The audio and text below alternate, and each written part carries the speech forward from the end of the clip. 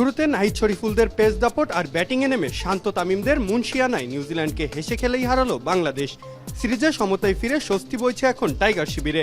ব্যাটে বলে দুর্দান্ত একদিন কাটিয়েছে মেহেদী হাসান মিরাজের দল। সোমবার দিনের শুরুতে টসে হেরে বোলিংয়ে নেমে সাপে বরই হয়েছে বাংলাদেশের। লেন্থ ভেরিয়েশন আর বাউন্সে কিউ ব্যাটারদের নাবিশ্বাস তুলে ছেড়েছেন নাহিদ রানা, শরীফুল ইসলামরা।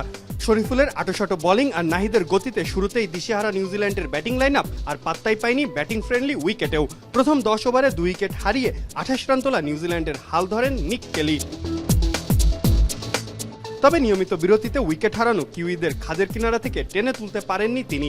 ব্যক্তিগত 83 রানে যখন তিনি ফিরে যান ততক্ষণে কাজের কাজটা করে ফেলেছে বাংলাদেশের বোলাররা। নাহিদ রানা তার প্রতিটি স্পেলেই দলকে এনে দিয়েছেন ব্রেক থ্রু।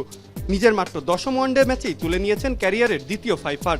যোগ্য সঙ্গ দেয়া শরীফুল 32 রান খরচায় তুলে নিয়েছেন 2টি উইকেট। নিউজিল্যান্ডকে 198 রানে গুড়িয়ে দেওয়ার বাকি কৃতিত্বটা তাসকিন রিশাদদের। জবাব দিতে নেমে 2-4-এ দারুণ শুরু করেন সাইফ হাসান। তবে সেই ওভারেই তার স্ট্যাম্প উপরে কাঁপন ধরান কিউই পেসার নাথান স্মিথ। দলীয় 21 রানে সৌম্য সরকারও বিদায় নিলে ফের হারের ভয় ঢুকে টাইগারদের ডেরায়। তবে দক্ষ হাতে সব বিপর্যয় সামলে উইকেটের চারপাশে 4 ছক্কার পসরা সাজান নাজমুল হোসেন শান্ত ও তানজিদ তামিম। 13 ইনিংস পর শান্তর 50 আর তানজিদ তামিম তুলেন সবশেষ 6 ইনিংসেই নিজের দ্বিতীয় 50। এই সময়ে নামের পাশে যুক্ত করেছেন একটি সেঞ্চুরিও।